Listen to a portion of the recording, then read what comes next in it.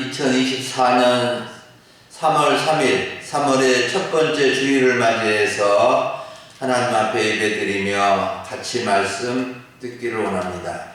오늘 하나님의 말씀은 출애굽기 7장 14절부터 25절을 본문으로 첫째 재앙, 나일강이 피로 변화이라는 제목으로 말씀을 나누고자 합니다. 사랑하는 여러분, 하나님께서 이스라엘 백성들을 애굽에서 해방시키고 구원하기 위해서 애굽에 내린 재앙이 10가지가 있습니다. 첫째 재앙은 나일강이 피로 변한 재앙이고, 둘째 재앙은 개구리 재앙이고, 셋째 재앙은 티끌이 이가 되는 재앙이고, 넷째 재앙은 파리 재앙이고, 다섯째 재앙은 가축이 죽는 재앙이고, 여섯째 재앙은 악성 종기 재앙이고, 일곱째 재앙은 우박 재앙이고, 여덟째 재앙은 메뚜기 재앙이고, 아홉째 재앙은 흑암 재앙이고, 마지막 10번째 재앙은 장자 재앙입니다.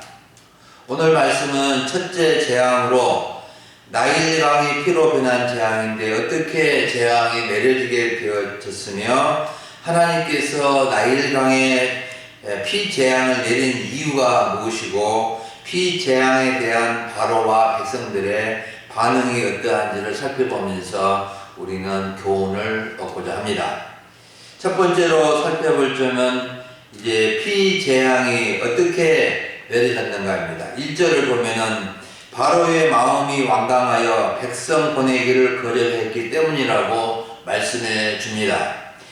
여호와 하나님께서는 모세와 아론을 바로 왕에게 보내셔서 내 백성 이스라엘 자손을 내보내라 라고 하였지만 바로 왕은 전혀 듣지 않았습니다. 그래서 하나님은 모세에게 아침 일찍 바로 왕에게 가면 그가 나일 강가에 나오게 될 것인데, 그를 맞아 전에 뱀이 되게 했던 지팡이로 나일강을 치면 그 강이 피로 변하게 될 것이고, 나일강의 고기가 죽고 그 물에서 악취가 나게 되어 애굽 사람들은 그 강물을 마실 수 없게 될 것이라고 말씀해 주셨습니다. 그리고 나일강뿐만 아니라 애굽의 물들과 강들과 운하와 목과 모든 호수 위에 지팡이를 내밀면 피가 되어 애굽 온 땅과 나무 그릇과 돌 그릇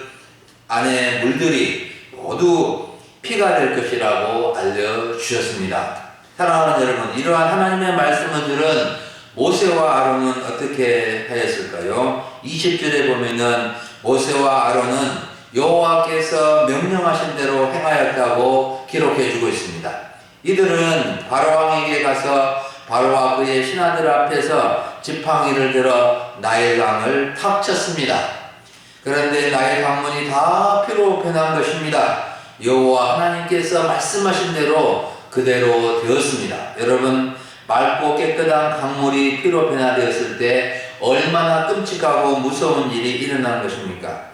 사람들이 코에서 피만 나도 겁이 나고 좀 심하게 다쳐서 피를 흘리게 되면 무서운데, 세상에 큰 강물뿐만 아니라 우물물들과 운하와 목과 저수지와 모든 호수가 피가 되었다니 얼마나 무섭고 끔찍한 일입니까? 피비린내 나는 사방팔방에서 풍겨나는 그 냄새의 역겨움이 얼마나 고통스러웠겠습니까? 나일강의 물고기가 다 죽고 그 물에서 고기 썩은 악취가 나고 사람들이 마실 물이 없을 때 얼마나 힘들고 고통스러웠겠습니까? 여러분, 하나님은 애굽왕 바로가 마음이 완악하게 하여 하나님의 말씀을 듣지 않자 첫 재앙으로 애굽의 나일강과 모든 우물과 강과 운하와 목과 모든 나무 그릇과 돌그릇에까지 있는 물이 다 피로 변하게 하는 재앙을 내리신 것입니다. 물이란 물은 다 모조리 피가 되게 하는 재앙이었습니다. 물이 피로 변한 것은 무서운 재앙입니다. 다 피는 생명을 의미합니다. 물에 재앙이 내려 피로 변한 것은 생명의 죽음을 의미합니다.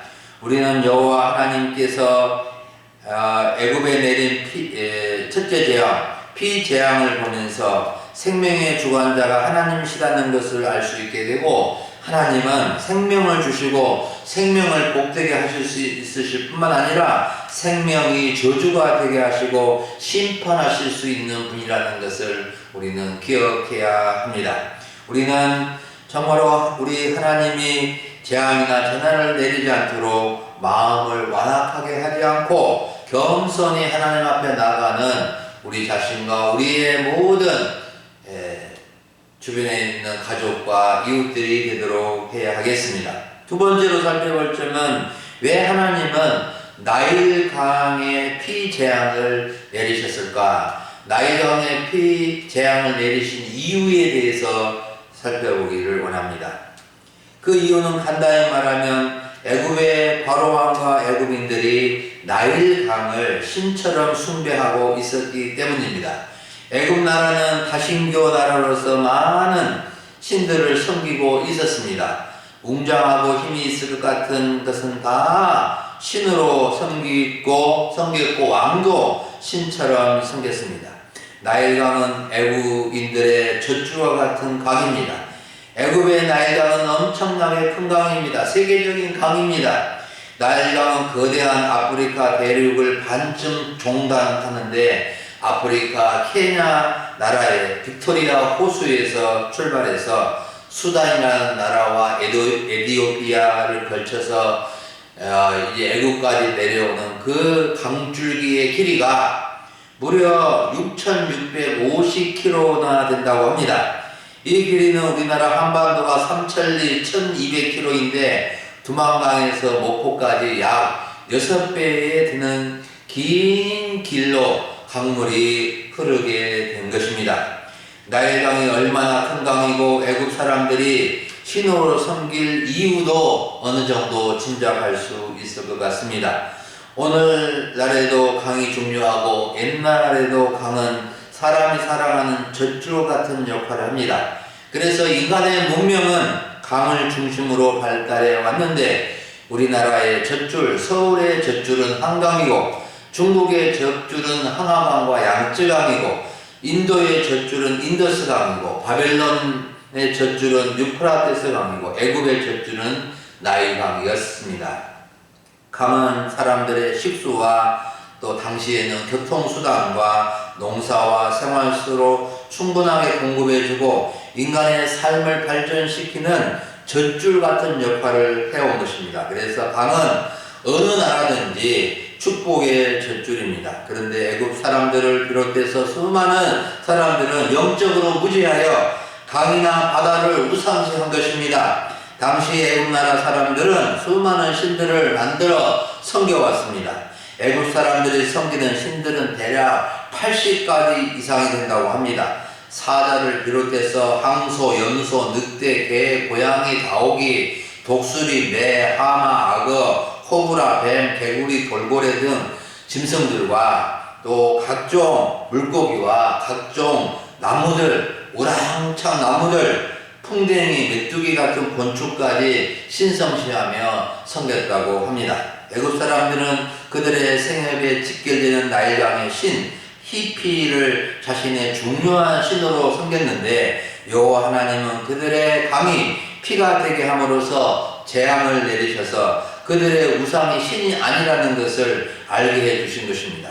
애굽인들과 바로 왕이 나일강과 그 모든 물들이 피로 변화된 것을 보고 어떤 생각을 했을까요? 어떤 사람들은 신이 죽었다고 생각할 것이고 어떤 사람은 신이 노하셨다고 생각할 것이고 어떤 사람들은 헛된 신이라고 생각했을 것입니다. 여러분, 만일 오늘날 우리 자신이 믿고 섬기는 우상이나 사람들이 우상이나 미신이 아무런 도움도 되지 못하고 아주 저주스러운 일이 생겨났다고 하면 어떤 생각을 하여야 할까요? 속히 헛된 우상을 버리고 살아계신 하나님께 돌아와야 되지 않을까요? 오늘날 최첨단 과학 문명이 발달한 시대에도 미신을 믿는 사람들이 적지 않습니다. 좋은 고급 자동차를 사면은 돼지 머리를 놓고 안전운행을 위해서 절을 하고 제사를 지내는 일이 흔하게 볼 수 있습니다. 특히 섬이나 바닷가에 사는 곳에 미신이 많은 이유는 위험한 일이 많으니까 위험한 일이 생겨나지 않도록 어떤 신이라도 있으면 도와달라는 마음을 가지고 그 신에게 절을 하고 섬기는 것입니다. 지난주 토요일이 정월 대보름 명절이었는데 왜 보름에 풍물을 하고 제사를 지내고 지신밟기를 하는 것일까요? 우리 대부분은 전통적으로 전에 내려온 풍습으로 알고 그냥 따라서 하고 전통으로 따라서 하는 일로 생각하는데 다 뜻이 있더라고요. 옛날 조상들은 정월 초 하루부터 보름까지 푹 쉬고 놀다가 보름이 지나면 이제 본격적으로 농사일도 하고 바다일도 하여서 그야말로 바쁘게 일을 하게 됩니다. 이렇게 일을 하다 보니 위험한 일이 있을 수 있고 아플 수도 있고 그러니까 정월 대보름 이제 설 명절을 마치면서 본격적인 일을 앞두고 안전을 위해서 좋은 일만 있기를 바라면서 풍물과 제사를 통해서 액짐을 띠고 좋은 일만 있기를 바라서 그렇게 제사를 지내는 것입니다. 이런 풍습은 하나님을 알지 못하는 시대에 미신을 빌어 생업의 번창과 평안을 기원한 것인데 하나님을 믿고 섬기는 사람들은 잘 분별해서 멀리하고 오히려 이렇게 중요한 일을 앞두고 또 이제 새봄을 앞두고 더 하나님 앞에 나와서 기도해야 하지 않겠습니까? 살아계신 하나님은 우상이나 미신을 따르는 것을 엄청나게 싫어하시고 분노하시는 분이십니다. 그래서 하나님은 출애굽한 이스라엘 백성, 구원받은 이스라엘 백성들에게 10계명에서 1계명과 2계명으로 우상 숭배와 미신을 엄하게 경계하셨습니다. 제1은 너는 나 외에 다른 신들을 내게 두지 말라. 제2는 너를 위하여 새긴 우상을 만들지 말고 또 위로 하늘에 있는 것이나 아래로 땅에 있는 것이나 땅 아래 물속에 있는 것에 어떤 형상도 만들지 말며 그것들에게 절하지 말며 그것들을 섬기지 말라. 나 내 하나님 여호와는 질투하는 하나님인즉 나를 미워하는 자의 죄를 각대 아버지로부터 아들에게로 3, 4대까지 이르게 하거니와 나를 사랑하고 내 계명을 지키는 자에게는 1000대까지 은혜를 베푸느니라고 말씀해 주셨습니다. 여러분, 우리는 애굽의 나일강이 피재앙으로 저주받은 것을 보면서 어떤 교훈을 얻어야 할까요? 여호와 하나님은 어떤 우상이나 미신이든지 싫어하신다는 것을 알아야 하고 마음을 완악하게 하고 회개할 기미가 없을 때 죄악이 무르익었을 때 무서운 재앙으로 심판하신다는 것을 우리는 기억해야 합니다. 우리는 우상의 범위가 꼭 어떤 신상을 숭배하는 것만이 아니라 하나님 외에 다른 것을 하나님처럼 여기는 것이 우상으로 알고 그런 우상을 멀리하고 오직 여호와 하나님을 유일한 하나님으로 섬기며 살아야겠다는 교훈을 얻어야 하겠습니다. 마지막 세 번째로 나일강의 피재앙이 내려지자 바로 왕과 백성들의 반응은 어떠했는지를 살펴봅니다. 22절부터 25절을 보면 나일강의 재앙이 내려져 물고기가 죽고 물에서 악취가 나고 물을 마시지 못한 상황이 되었지만 바로 왕이나 백성들은 전혀 자신들의 우상 숭배의 죄를 알지 못했기 때문에 회개하거나 하나님도 찾지 않았습니다. 바로 왕은 애굽 요술사를 동원해서 마술을 부려서 자신들도 물이 피로 변할 수 있다는 그 능력을 보여주기까지 했습니다. 그래서 마음이 완악해져서 모세와 아론의 말을 전혀 듣지 않고 자기 궁으로 돌아가면서 나일강에 내려진 피재앙에 대해서 관심도 가지지 않았다 그랬습니다. 나라적으로 엄청난 재앙과 재난이 닥쳤는데도 관심을 갖지 않고 왕궁으로 돌아가는 왕의 모습을 보면서 어떤 생각이 드십니까? 어떻게 한 나라의 왕이 국가적인 재앙과 재난이 일어나는데도 이럴 수 있을까? 의아한 생각을 가질 수 있을 것입니다. 정말 나쁘고 악한 왕이라는 생각을 갖게 됩니다. 재난의 원인을 찾고 재난 극복을 위해서 노력해야 하는데 관심조차 가지지 않는 왕을 보면서 이런 왕이 다스리는 애굽 백성들이 참 불쌍하겠다는 생각이 들게 됩니다. 나라는 어질고 자비로운 왕이나 대통령이나 총리가 다스릴 때 그 나라 백성들은 행복하지 않겠습니까?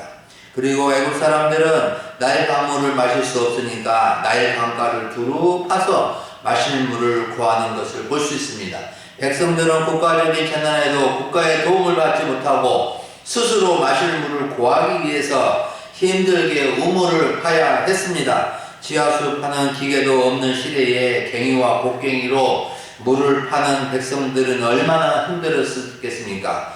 하기야 백성들은 또 영적으로 무지하여 우상 숭배를 하다가 재앙과 재난을 받게 된 것입니다. 여러분, 바로 왕이나 애굽 백성들이 재앙과 재난 앞에서 회개하거나 하나님을 찾았다는 말이 전혀 없습니다. 25절을 보십시오. 여호와께서 나일강을 치신 후 이래가 지나도록 여호와 하나님을 찾은 사람도 없었고 회개한 사람도 없었습니다. 하나님을 믿고 아는 사람과 하나님을 믿지 않고 모르는 사람의 특징이 무엇일까요? 여기서 분명하게 드러나게 되는 것입니다. 하나님을 믿고 아는 사람들은 재앙이나 재난이나 큰 어려움이 있게 되면 자기 자신을 돌아보고 자신의 잘못이 없는가, 부족한 것이 없는가, 무엇인가를 돌아보고 전화 이복의 기회로 삼게 되는 것입니다. 그렇지만 하나님을 믿지 않고 모르는 사람들은 재수가 없어서 운이 나빠서 이렇게 되었다고 원망하고 불평을 쏟아내는 것입니다. 여러분, 우리는 어떤 반응을 보여야 할까요? 축복의 젖줄이 피로 배나버리고 당장 마실 물이 없는 상황이 있다면 어떻게 해야 할까요? 가서 지하수를 파고 물을 구하는 것도 필요하지만 더 시급한 것이 무엇일까요? 하나님을 찾고 하나님께 구하는 거 아니겠습니까?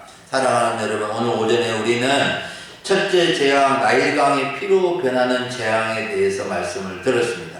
우리는 여호와 하나님이 놀라운 구원의 역사를 이루시지만 재앙과 재난의 역사도 주관하신다는 것을 알아야 됩니다. 여호와 하나님은 전지전능하신 분이십니다. 애굽 나라만 심판하는 것이 아니라 세계 모든 나라를 아시고 심판과 구원을 이루시는 분이십니다. 우리는 여호와 하나님이 어떤 우상이나 미신이든지 싫어하시며 반드시 우상제에 대하여 재앙을 내리신다는 것을 기억해야 합니다. 우리는 재앙과 재난이 있을 때 불신의 반응보다도 믿음의 반응을 보여야 합니다. 애굽 나라든지 어느 나라든지 아니 우리 주변이나 우리 자신에게 재난이나 어려움이 있을 때 하나님의 눈으로 바라보고 정교한 교훈을 얻어야 할 것입니다. 여호와 하나님께서 축복의 젖줄, 풍요의 젖줄, 생업과 삶의 젖줄이 되는 곳에 재앙을 내리신 것은 엄청난 징계요 심판입니다. 사람들이 이것을 전혀 모르고 무감각하게 되면 계속 재앙을 받게 될 것입니다. 우리 금일소망교회 성도님들 가족들은 재앙이나 재난을 당하지 않고 다 구원받고 여호와의 복을 누리며 이 땅을 살아갈 수 있기를 간절히 축원합니다. 아멘. 기도하겠습니다. 하나님 아버지 감사합니다. 2월을 보내고 3월 첫 주일을 맞이해서 주 앞에 예배드리며 또 귀한 말씀을 통하여 교훈해 주시니 감사합니다. 애굽의 나일강에 내려진 첫째 재앙을 통하여 저희들에게 교훈해 주시고 참으로 하나님 아버지 하나님께서 주신 강물이 주여 재앙과 재난을 당하여서 피로 변해버리는 이 놀라운 일들을 보면서 하나님께서는 심판과 구원을 행하시는 분이신 것을 알고 주여 우리가 우리 마음속에 있는 어떠한 우상도 참 몰아내고 우리 하나님 앞에 정말 세워지고 우리 하나님을 섬길 수 있도록 인도해 주시옵소서. 우리 성도님들 가정을 지켜주셔서 더욱더 여호와 하나님만을 섬기게 하시고 우상을 멀리하고 오직 우리 하나님을 모시고 중심에 모시고 살아가게 하여 주옵소서. 3월 한 달 동안도 주님과 함께하며 모든 일 가운데 주를 의지할 수 있게 하여 주옵소서. 감사를 드리옵고 우리 주 예수님의 이름으로 기도하옵나이다. 아멘.